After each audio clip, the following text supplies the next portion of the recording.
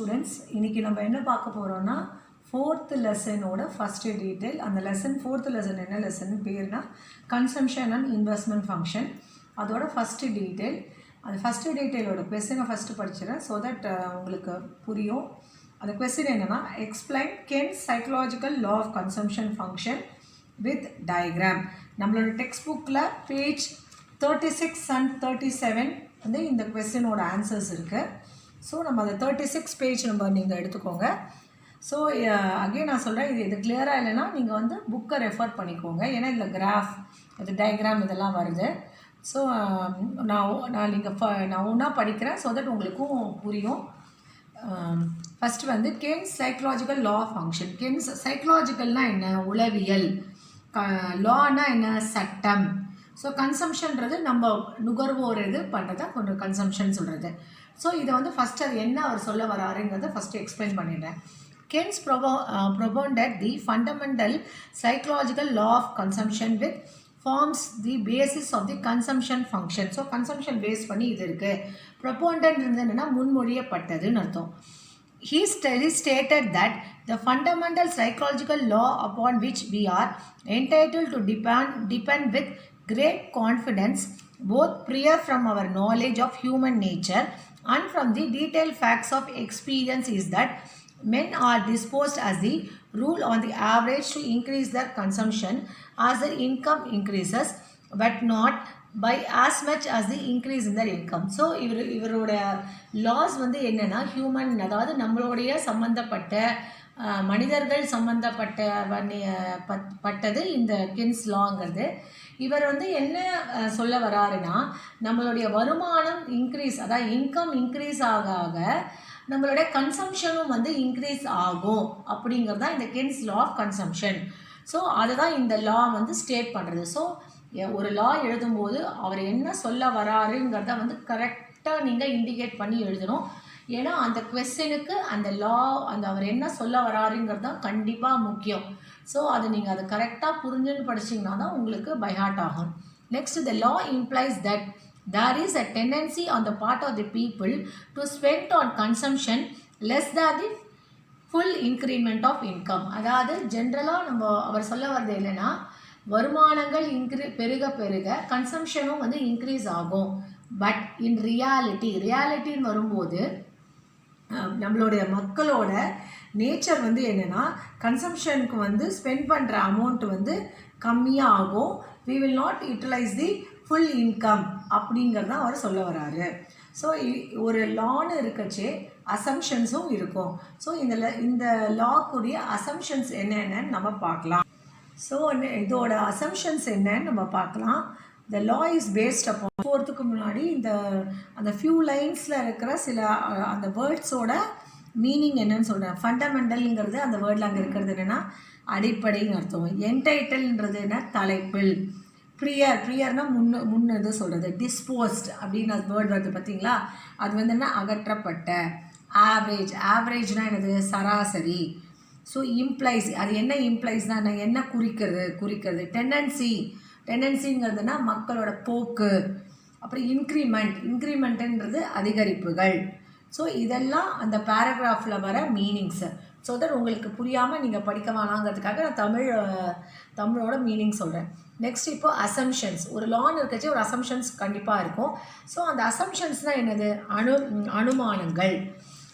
So இதோட assumptions first என்னென்னா, கேட்ரிஸ் பேரிபஸ், அதுதான் ஃபஸ்ட்டு அசம்ஷன். அதோட அர்த்தம் என்னென்னா, the other variables such as income, distribution, tastes, habits, social custom, price movements, population growth does not change and consumption depends on income alone. So இது எப்போல்லாம் வந்து இந்த லா வந்து அப்ளிகபிள் அப்படின்னு பார்த்தீங்கன்னா, அதர் வேரியபிள்ஸ் என்னென்னலாம், அப்படி வேரியபிள்ஸ்னால் என்ன? நிலையற்ற. ஸோ என்னென்னா, டிஸ்ட்ரிபியூஷன்றது என்னது? விநியோகம். சோஷியல் கஸ்டம்ங்கிறது என்னது? சமூக வழக்கம். ப்ரைஸ் மூமெண்ட்டுங்கிறது என்ன? விலை ஏக்கம். பாப்புலேஷன் க்ரோத்ன்றது மக்கள் தொகை வளர்ச்சி. இதெல்லாம் வந்து அப்படியே இருந்தால் இன்கம் வந்து கன்சம்ஷன் வந்து இன்கம்மை டிபெண்ட் ஆகும். அதுதான் first assumption. Second, existence of normal conditions. எக்ஸிஸ்டன்ஸ்ன்றது என்னது? வாழ்தல். ஸோ அதனால் the law holds good under normal conditions. If, however, the economy faced with abnormal and extraordinary circumstances like war, revolution and hyperinflation, the law will not operate. So இது என்ன அப்நார்மல்னா என்ன, அசாதாரணமான நிலைன்னு அர்த்தம். இதுக்கு வந்து என்னென்ன சர்க்கம்ஸ்டான்சஸ்னால் சூழ்நிலைகள். வார்னால் உங்களுக்கே தெரியும், போர். ரெவல்யூஷன்னா என்னது, புரட்சி. ஹைப்பர் இன்ஃப்ளேஷன்னா உயர் பணவீக்கம். இது மாதிரி இருக்கச்சே இந்த லா வந்து ஒத்து வராது, will not operate. Third one, existence of laissez faire capitalist economy. Laissez ஃபேருங்கிறது என்ன, ஒரு ஃப்ரெஞ்ச் வேர்ட். அது என்னென்னா அதோட மீனிங் என்னென்னா லீவ் அலோன். அதாவது என்ன, in one which you do not yet involve in other people activities or behavior. So மற்றவங்களோட வேலைகளில் இன்டர்ஃபியர் ஆகாமல் இருக்கிறது, அதுதான் இந்த லேசஸ் ஃபேருங்கிறது. லேசஸ் ஃபேருங்கிறது it's a French word again சொல்கிறேன். The law operates in a rich capitalist economy. Capitalist எக்கானமின்னா என்னன்னு உங்களுக்கே தெரியும், ப்ரைவேட்டோட இண்டிவிஜுவல்ஸோட அவங்களோட தலையீட்டுகள். The law operates in a rich capitalist economy where there is no government intervention. So என்னென்னா கவர்மெண்ட் இன்டர்வென்ஷன்றது என்னென்னா அரசாங்க தலையீடுகள்லாம் வந்து இல்லாமல் இருக்கிறது. So the people should be free to spend increase. So இவங்களுக்கு வந்து ஃபுல் ஃப்ரீடம் இருக்குது. என்ன வந்து அவங்க ஏர்ன் பண்ணுறாங்களோ அதை செலவு பண்ணுறதுக்கு அவங்களுக்கு ஃபுல் ஃப்ரீடம் இருக்குது.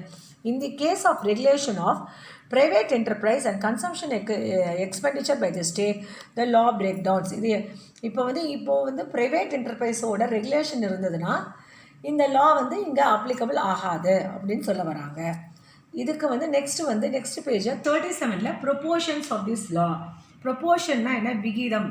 இதுக்கு வந்து இந்த லாக்கு 3 ப்ரொபோர்ஷன்ஸ் கொடுத்துருக்கேன். ஃபஸ்ட்டு ப்ரொபோர்ஷன் என்னென்னா, when income increases consumption expenditure also increases but a small amount.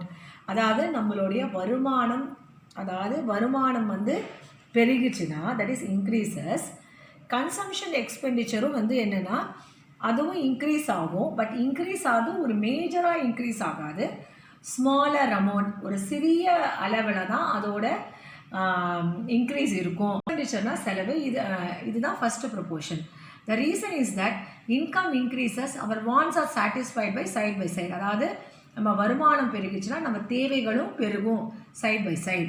So that the need to spend more on consumer goods diminishes. So என்ன, கன்சியூமர் குட்ஸை நம்மளோட பணம் வந்து கம்மியாக தான் போடுவோம். So the consumption expenditure increases with increase in income. So consumption நம்ம நுகர்வோர் உட்பண்ற செலவுகள் வந்து அதிகமாகும். But income income with increase in income but less than proportionate. So அது increase ஆகிறது proportionate-ஆக தான் increase ஆகும்.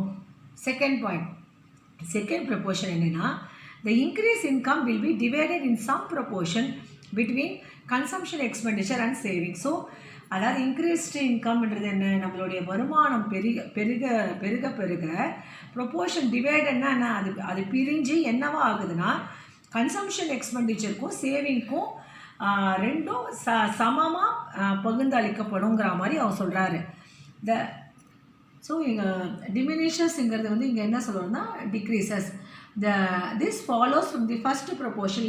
இது ப்ரொப்போர்ஷன் வந்து எதை பேஸ் பண்ணியிருக்குன்னா, நம்ம ஏற்கனவே படித்தா ஃபஸ்ட்டு ப்ரொப்போர்ஷனை பேஸ் பண்ணி தான் இந்த second proportion. Because when the whole of increased income is not spent on consumption. அதாவது என்ன சொல்லுவோம், நம்ம ஏற்ற வருமானம் வந்து ஃபுல்லாக நம்ம ஏர்ன் பண்ணுற இன்கம் முழுக்கவே கன்சம்ஷனுக்கு வந்து போகாமல் பாதி யூட்டிலைஸ் பண்ணி ரிமைனிங் வில் பி சேவ்டுனா என்ன, நம்ம வந்து அதை வந்து சேமிக்கிறோம். In this way consumption and saving are move together. So இது ரெண்டும் கன்சம்ஷனும் சேவிங்கும் இப்படி தான் பகிர்ந்து அளிக்கப்படுதுங்கிறது second proportion. Third, increase in income always leads to an increase in both consumption and saving. So, third proportion is increase in income always lead to an increase in both consumption and saving. So, வருமானம் பெருகிச்சுன்னா இப்போ என்ன ஆகும், both increase in consumption and saving ரெண்டுமே side by side வந்து increase ஆகும். இப்போ ஒரு general concept என்னென்னா, நம்மளோட வருமானம் வந்து நம்ம தேவைக்கு போக நம்ம நேச்சுரலாக நம்மளோட ஹியூமன் பீயிங்ஸோட நேச்சர் என்ன, கொஞ்சம் சேமிப்போம். ஸோ வருமானமே கம்மியாக இருக்குன்னு போது அங்கே சேவிங்கிறது கான்செப்டே இல்லை. பட் ஆனால் இங்கே வருமானம் இன்க்ரீஸ் ஆச்சுன்னா சேவிங்கும் இன்க்ரீஸ் ஆகும். அதுதான் இந்த third proportion. This means that increased income is unlikely to lead to fall in either consumption or saving. Thus, with increased income, both consumption and saving increase. இந்த பேரால வர என்னென்ன வேர்ட்ஸ் டிஃபிகல்ட் வேர்ட்ஸ் என்னன்னு சொல்கிறேன். அன்லைக்லினா என்னது, ஒத்து வராத. எய்தர்னா என்னது, அல்லது. நெய்தர்னா என்னது, இரண்டும் அல்ல அப்படின்னு சொல்லுவோம். ரெண்டுமே மாறி இதுவும் இல்லாமல் அதுவும் சொல்லுவோம் இல்லையா, அதான் நெய்தர் சொல்லுவோம். வைடனிங்னா என்னது, அகலப்படுத்துதல்னு அர்த்தம். இப்போ இந்த 3 ப்ரொபோர்ஷன்ஸ் நான் உங்களுக்கு சொன்னேன் இல்லையா, அதை வந்து ஒரு டேப்லர் காலம் மாதிரி டேபிள் 3 நம்ம பேஜ் நம்பர் 57 கொடுத்துருக்கு. அதாவது இன்கம்ங்கிறத ஒய்னு வச்சுக்கிறோம், கன்சம்ஷனாக சி வச்சுக்கிறோம், சேவிங்கிறது ஒய் மைனஸ் சி. இப்போ இன்கம் வந்து 120 ஆகுச்சு, கன்சம்ஷன் வந்து டேபிள் 3ங்கிறது நம்ம டெக்ஸ்ட் புக்கில் கொடுத்துருக்கு, அதை பார்த்துக்கோங்க. ஸோ இந்த ப்ரொபோர்ஷன் 3 நான் உங்களுக்கு எக்ஸ்பிளைன் பண்ணேன் இல்லையா, அது ஒரு ஃபிகராக வந்து அமௌண்ட்டாக வந்து உங்களுக்கு எக்ஸ்பிளைன் பண்ணியிருக்காங்க. அந்த டேப்லர் காலத்துக்கு கீழே ப்ரொபோர்ஷன் 1, 2, 3ன்னு கொடுத்துருக்கு இல்லையா, அது நம்ம வேர்ட்ஸில் எக்ஸ்பிளைன் பண்ணதை அவங்க ஒரு ஃபிகர்ஸ் வச்சு பண்ணியிருக்காங்க. அதாவது ஃபஸ்ட்டு ப்ரொபோர்ஷன் என்ன, income increase by 60 crores and the increase in consumption is by 50 crores. First proportion என்ன, when income increase ஆச்சுன்னா consumption expenditure increase ஆகும், but on a smaller amount ன்னு சொன்னோம் இல்லையா, அதுதான் first proportion எக்ஸ்பிளைன் பண்ணியிருக்காங்க. செகண்ட் வந்து என்னென்னா செகண்ட் வந்து என்ன, ரெண்டுமே இன்க்ரீஸ் ஆகும், சைட் பை சைட் சேவிங்கும் இன்க்ரீஸ் ஆகும்னு சொன்னோம் இல்லையா. Second proportion, increased income of rupees 60 crores in each case is divided in some proportion between consumption and saving. So savingக்கும் அந்த அமௌண்ட் டிவைட் ஆகுங்கிறது செகண்ட் ப்ரொபோர்ஷன். தேர்ட் வந்து என்னென்னா, as income increases consumption and savings also increase. So ரெண்டுமே fall ஆகாது அப்படிங்கிறது third proportion. So நம்ம வேர்ட்ஸில் வந்து அந்த தேர்ட் ப்ரொபோர்ஷன் சொன்னதை வந்து இங்கே வந்து அமௌண்ட்டாக சொல்லியிருக்காங்க. So explanation. ஸோ அந்த 3 ப்ரொபோர்ஷன்ஸ் புரிஞ்சுதுன்னா அந்த 3 ப்ரொபோர்ஷனும் உங்களுக்கு கண்டிப்பாக புரியும். ஸோ இது நம்ம என்ன சொன்னதோ டயக்ராமெட்டிக்கில் அதை வந்து எக்ஸ்பிளைனும் பண்ணியிருக்காங்க. ஸோ அந்த ஒரு கிராஃப் இருக்குது, தட் இஸ் ஃபிகர் 4.2. அந்த டயக்ராம் வந்து உங்களுக்கு நம்ம டெக்ஸ்ட் புக்கில் இருக்குது. ஸோ நான் இதை அப்லோட் பண்ணுறேன், கிளியராக இல்லைனா you can see the textbook 37ல் இருக்குது. ஸோ இதோட இந்த எப்படி இது வந்து எக்ஸ்பிளைன் பண்ணியிருக்காங்க, இப்போ நம்ம இந்த டேபிள் பார்த்தோம் இல்லையா, அந்த டேபிளோட எக்ஸ்ப்ளனேஷன் தான் நெக்ஸ்ட்டு பேஜ் 37லையும் 38லையும் இருக்குது.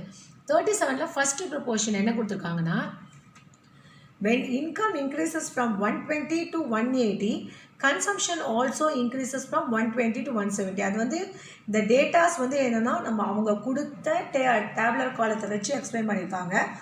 But the increase in consumption is less than, but the increase in increase in consumption is less than the increase in income. 10 is saved. இந்த ப்ரொபோர்ஷன் எப்படி எக்ஸ்பிளைன் பண்ணியிருக்காங்கன்னா, இப்போ அந்த நான் சொல்ல நீங்கள் அந்த டேப்லெட் காலத்தை பார்த்துக்கோங்க. ஃபஸ்ட்டு ப்ரொபோர்ஷனில் அந்த டேப்லெட் காலம் மூலமாக உங்களுக்கு எக்ஸ்பிளைன் பண்ணுறேன். இப்போ இன்கம் வந்து 120 to 180 இருக்கும்போது அப்போ கன்சம்ஷன் வந்து என்ன ஆகுது, 120 to 170. ஸோ இதில் சேவிங் 10ங்கிறது எப்படி நம்ம கண்டுபிடிச்சோன்னா, income minus consumption. So 180 minus 170 10. இதுதான் ப்ரொபோர்ஷன் 1.